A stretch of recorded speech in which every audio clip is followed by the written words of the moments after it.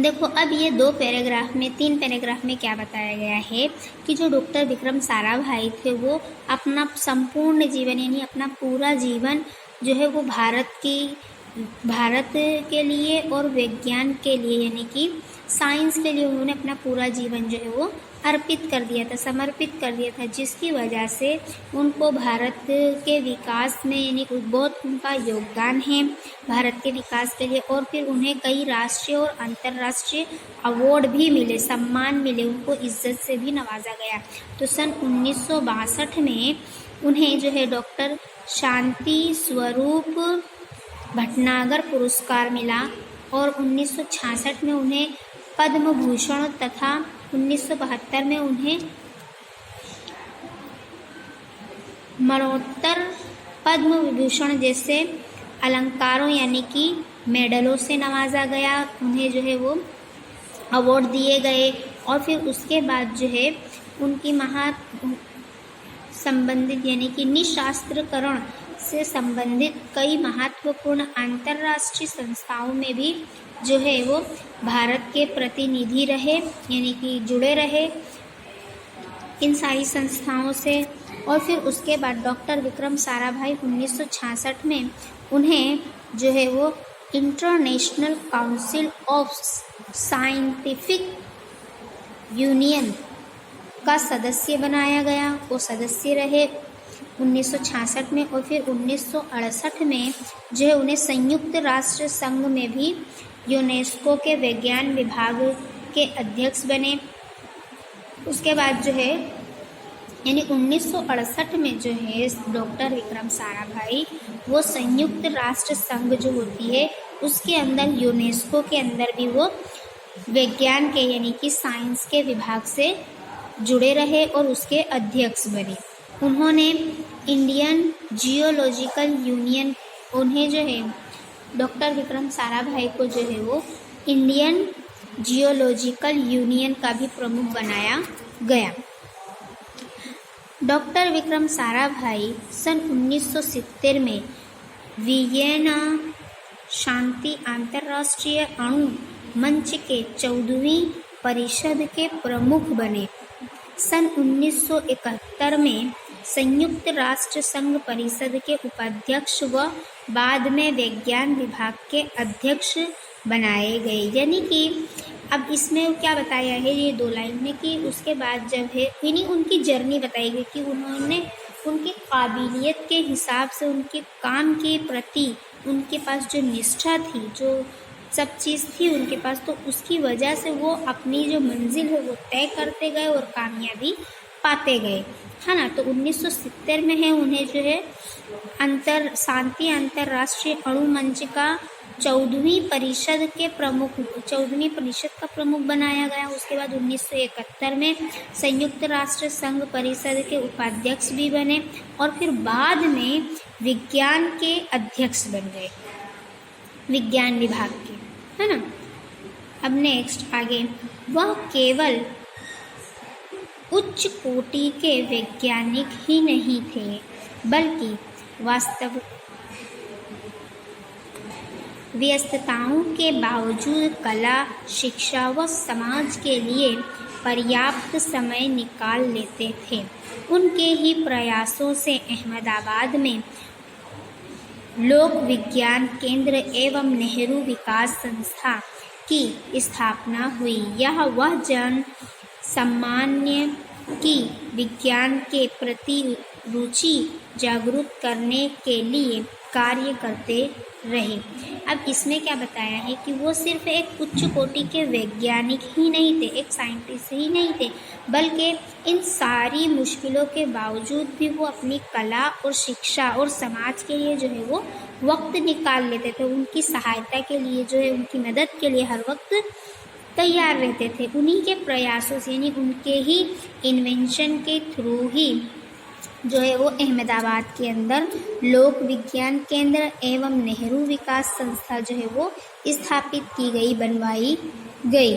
और यही वजह थी कि इस केंद्र के अंदर जो है वो जन सामान्य की विज्ञान के प्रति यानी कि जो आम लोग हैं उनको विज्ञान के प्रति यानी साइंस के प्रति जो है उनके अंदर एक रस, एक रुचि जगाने यानी इंटरेस्ट जगाने की जो है वो कोशिश करते हैं, ताकि वो लोग साइंस के प्रति इंटरेस्ट लेने और इंटरेस्ट लेने के बाद जो है वो अपने देश को आगे बढ़ाएं और अपने देश का जो है वो नाम रोशन करें। ऐसी उनकी सोच थी।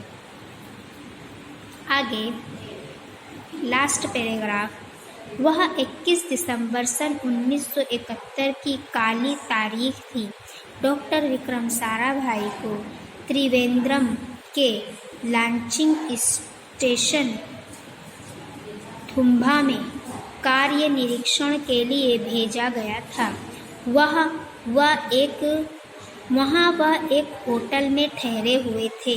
यहीं हृदय की गति रुकने से उनकी मृत्यु हो गई। उनके निधन से विज्ञान में नित नए आयाम को जोड़ने वाला एक जीवन चक्र सदा के लिए रुक गया। ऐसी महान प्रतिभा को शत शत नमन। अब यहाँ बताया गया है कि उनका जो लास्ट मोमेंट यानी कि 21 दिसंबर का दिन था और सन 1971 था, और वो काली रात यानी कि जो लेखक है वो ऐसा बता रहे हैं कि जब हमारे बीच का या हमारे मुल्क का या हम जिसको बहुत चाहते हैं जब वो इस दुनिया से जाता है, तो वो हमारी ज़िंदगी का काला जो है वो दिन हो जाता है, काली रात जैसा हो जाता है। तो लेखक भी यही कह रहे हैं कि वो 31 दिसंबर की काली रात थी यानी काली तारीख थी।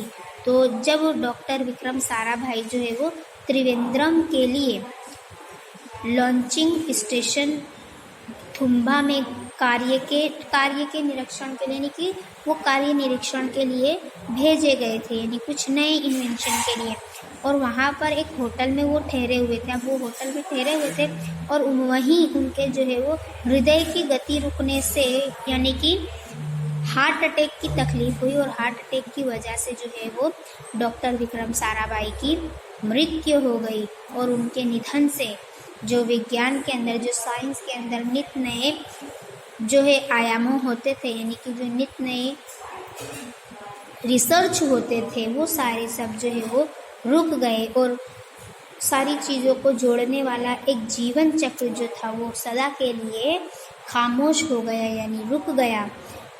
और जो लेखक है वो ये कहते हैं कि ऐसे महान व्यक्ति को जो है, महान प्रतिभा को हम लोग शत शत नमन करते हैं, उनका आदर करते हैं और उन्हें श्रद्धांजलि पेश करते हैं। तो ये था हमारा चैप्टर नंबर 6 जो यहाँ पूरा होता है, यानी कि इसके अंदर जो हमारे महान साइंटिस्ट हैं doctor Vikram Sarabhai, doctor Homi Bhabha, CV Raman, तो ये जो जितने भी हैं, डॉक्टर अबुल कलाम आज़ाद, तो ये सब जितने भी हैं ये सब महान साइंटिस्ट थे, और जिन्होंने हमारे देश के लिए अपनी जानें तक कुर्बान कर दी, अपना घर परिवार संसार सब जो है वो अपने सिर्फ और सिर्फ अपने भारत की प्रगति के लिए, उसकी तरक्की के लिए जो है वो निछावर कर दिया है ना, और ताउम्र उसी संघ से जुड़े रहे। और उनका यानी जब से उनका जन्म हुआ, इसमें जो है डॉक्टर हमारे जो महान वैज्ञानिक हैं डॉक्टर विक्रम साराभाई, उनके जन्म से लेकर मरण तक, और उन्होंने कौन कौन सी जो है वो इन्वेंशन की, कौन कौन से रिसर्च किए और भारत को कहाँ पहुँचा दिया, तो वो सारी चीज़ों का उल्लेख इस लेसन में दिया गया है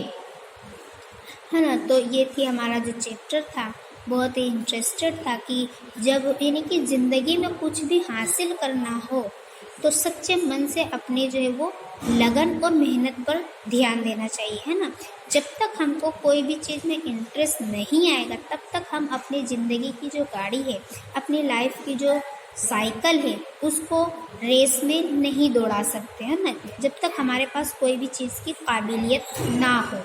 तो सबसे पहले हमारे अंदर जो खूबियाँ हैं उसको उजागर करो, और हमारी कमियों को ही हमारी ताकत बनाओ, यानी हमारी कमज़ोरी को ही हमारी ताकत बनाएंगे जब तक हम, तभी हम जो है वो हमारी ज़िंदगी के अंदर आगे बढ़ सकेंगे, और हमें जो है वो सफलता हासिल होगी, कामयाबी हासिल होगी। नित नए इन्वेंशन करो, नित नए जो है वो नई नई टेक्निक से जो है वो काम लो, और कुछ नया करने की सोचेंगे नहीं जब तक तब तक हम अपनी ज़िंदगी में कुछ भी हासिल नहीं करेंगे। यानी इस लेसन का सार यही कि जब तक हम पूरी लगन और मेहनत से मेहनत नहीं करेंगे तब तक हम हमारी ज़िंदगी में कुछ हासिल नहीं कर सकेंगे। तो ये था हमारा चैप्टर नंबर 6, यहाँ कंप्लीट होता है। अच्छा लगा, टेक केयर, बाय।